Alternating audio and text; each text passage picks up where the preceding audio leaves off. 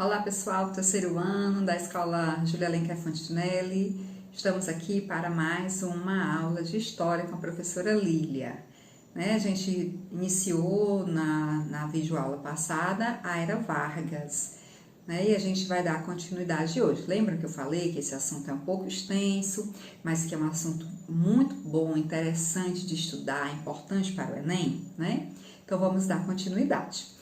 Hoje a gente vai falar do período constitucional, certo? Que é o período de 1935 a 1937. Deveria ser até 1938. Mas vocês vão ver que o Getúlio Vargas ele vai dar um golpe nele mesmo, E em 1937 a gente vai ter a criação do Estado Novo aqui no Brasil, assunto para a nossa próxima videoaula, certo? Então, período constitucional, 1935 a 1937, O que é que inaugura esse período? É a Constituição de 1934, que a gente já estudou lá na aula passada, Que traz algumas novidades, como, por exemplo, a criação do voto secreto, o voto feminino, a possibilidade do voto feminino, foi assegurado na Constituição as primeiras leis trabalhistas, Então a gente já estudou na nossa aula passada. E aí a Constituição de 1934, ela previa eleições indiretas, dessa vez indiretas para presidente da República, porque o Getúlio Vargas, ele não era o presidente, Ele subiu ao poder por causa de um golpe, lembram lá? E aí, o Getúlio Vargas, se candidata, porque ele já tinha feito o nome dele, ele fez a Constituição, ele criou as primeiras leis trabalhistas, Então, ele já tinha colocado a cara dele na revista, como a gente diz, E aí, o Congresso vai realizar essa eleição e elegem o Getúlio Vargas, agora presidente de fato e de direito no Brasil, certo? E aí, nesse período, pessoal, a gente não estuda muito o que Getúlio Vargas fez, A gente não estuda muito isso. O que é importante desse período? O importante desse período são dois movimentos políticos que a gente vai ter aqui no Brasil, certo? Esses movimentos são, na verdade, são grupos ideológicos antagônicos, ou seja, diferentes, que vão surgir aqui no Brasil, que vão mobilizar a cena política e que são fruto de um contexto internacional na qual o mundo estava vivendo, certo? A ascensão do nazismo na Alemanha, do fascismo na Itália, a União Soviética, com o stalinismo, com o socialismo, certo, pessoal? Então, essas correntes ideológicas, elas vão também estar presentes aqui no Brasil através desses movimentos que a gente vai falar agora. Primeiro movimento, certo? Primeiro grupo é a AIB, Ação Integralista Brasileira.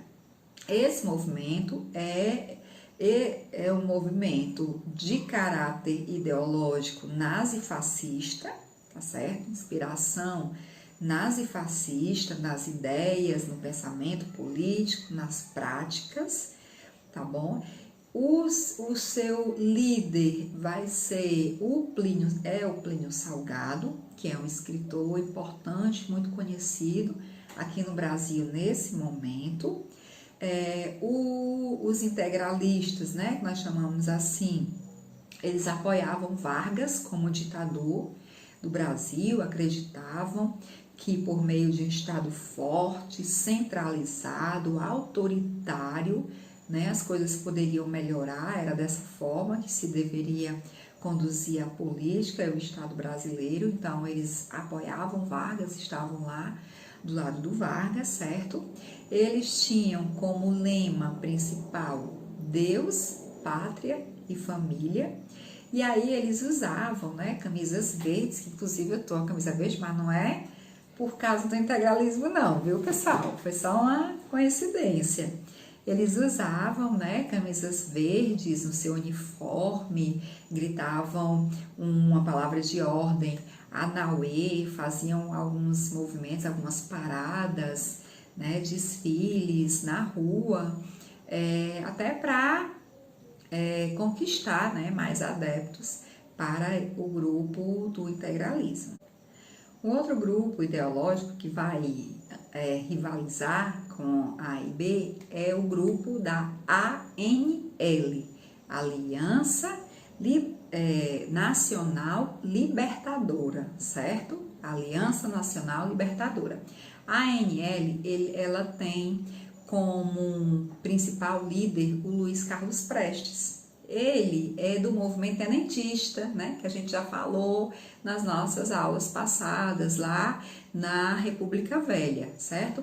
O Luiz Carlos Prestes, ele teve um tempo exilado no Uruguai, e aí ele começou a ter contato com as ideias socialistas, com as ideias comunistas, foi até a União Soviética, né?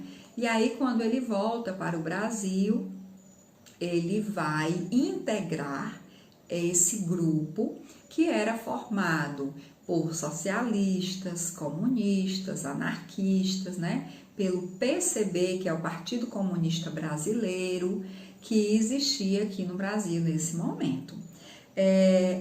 A ANL, pessoal, ela vai fazer oposição ao Getúlio Vargas, né? Vai fazer muitas críticas ao Getúlio Vargas e ela tinha como objetivo realizar uma revolução socialista aqui no Brasil aos moldes da União Soviética. Inclusive, eles vão tentar alguma coisa nesse sentido, que é a chamada intentona comunista, né? Que não vai dar certo, né? Getúlio Vargas vai descobrir e vai acabar, desarticular com esse movimento que já não era tão forte, né, no seu interior. E aí a ANL vai ser reprimida, né, desarticulada com o fim da intentona comunista, certo, pessoal? É interessante falar, viu, quando a gente fala do Luiz Carlos Prestes, porque o Luiz Carlos Prestes ele vem ao Brasil, né, com uma pessoa do Partido Comunista, né, uma mulher judia do Partido Comunista, chamada Olga Benário, né, que virou filme, acho que vocês já devem ter visto, né, e é dentro desse contexto aqui de Getúlio Vargas. E aí, quando Getúlio Vargas começa a reprimir a ANL, reprime a intentona comunista, Getúlio Vargas vai prender tanto a Olga Benário como o Luiz Carlos Prestes, e eles têm aí um romance, né? E aí o Vargas vai mandar, né, de presente para o Hitler a Olga, né? Ela nesse momento está grávida, e aí ela vai ser presa pela polícia aqui de Getúlio, vai ser enviada para as mãos do Hitler, né, e vai ser presa, vai para os campos de concentração e ela vai morrer na década de 40 em uma câmara de gás, né? É uma história muito boa, muito interessante de ser vista e que demonstra esse alinhamento ideológico do Hitler, né? Do Getúlio Vargas com esses movimentos nazifascistas que existiam na Europa. Certo, pessoal? E aí, com a repressão, né, da ANL, o Getúlio Vargas ele vai se aproveitar desse movimento, né, dessa intenção de realizar uma revolução socialista aqui no Brasil, e ele vai se aproveitar dessa ideia que não deu certo, né, para colocar medo na população brasileira, aquela história, né, de que o Brasil vai virar comunista, que os comunistas são pessoas ruins, comem criancinhas, né? Essas histórias que foram utilizadas desde lá da Guerra Fria para colocar o comunismo, aliás, demonizar, né, o comunismo, pessoal. Aí o Getúlio Vargas vai utilizar essa história, tá certo, pessoal, para justificar em 1937 um golpe que ele vai dar, que é a anulação das eleições diretas, as eleições para presidente, é o chamado Plano Cohen. O Plano Cohen, pessoal, nada mais é do que um documento falso criado por um general do exército chamado Olímpio Mourão Filho, que nesse documento se dizia dessa intenção comunista de tomar o poder aqui no Brasil e transformar o Brasil num país comunista, certo? Esse documento é falso, a gente sabe hoje que, na verdade, ele foi criado, ele foi forjado, né? Essa ideia nunca existiu, esse perigo, né, entre aspas, nunca existiu, tá certo, pessoal? Mas foi utilizado pelo Getúlio Vargas em 1937, né, que era o ano véspera das eleições, certo? Foi utilizado para dizer assim, não vai haver eleição, eu vou cancelar as eleições presidenciais para preservar o Brasil do perigo comunista.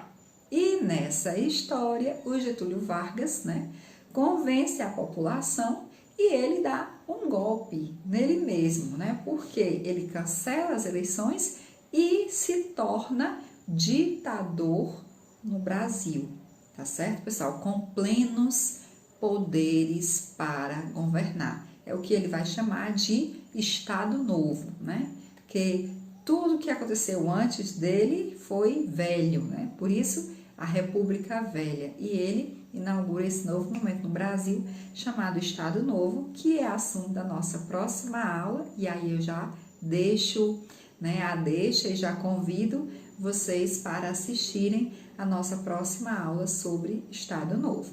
Agora convido vocês a irem até o livro de vocês, fazerem a leitura do capítulo e depois realizar a atividade, tá bom? Bons estudos, fiquem com Deus e perseverança.